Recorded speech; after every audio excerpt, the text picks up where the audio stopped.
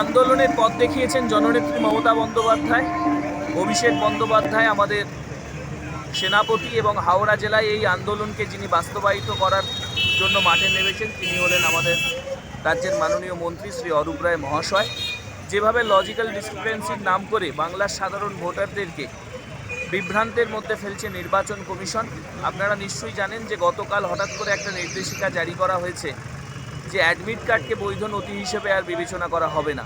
এই সমস্ত কিছুর বিরুদ্ধে বাংলার হাজার হাজার মানুষ, লক্ষ লক্ষ মানুষ ভোটাধিকার তাদের সুরক্ষিত রাখার তাগিদ দিয়ে রিটার্নিং অফিসারের কাছে আমাদের একটাই প্রশ্ন যে এই মানুষগুলোর ভোটাধিকার সুরক্ষা রাখার দায়িত্ব কাই নেবেন, কেন তিনি এই বিষয়টি দেখবেন না? তার জন্যই আজকে আমাদের এই ধর্ণা মঞ্চ আমরা শুরু করেছি। আজকে আমাদের তৃণমূল যুব কংগ্রেস মধ্য হাওড়া কেন্দ্রের পক্ষ থেকে। কতদিন চলবে? পরবর্তীকালে আমাদের প্রত্যেকটা শাখা সংগঠন দেখতে পাচ্ছেন, আমাদের মহিলা নেত্রীরা রয়েছেন, যুব সংগঠনের ভাইরা রয়েছেন, সিনিয়র মোশন নেতৃত্ব রয়েছে, ছাত্র পরিষদের আমার ভাইরা রয়েছে, সবাই দায়িত্ব নিয়ে এবার এই অবস্থান বিরোধী কর্মসূচিতে এক এক করে নামবে যদি এই সমস্ত নির্দেশিকাগুলো নির্বাচন কমিশন প্রত্যাহার না করে।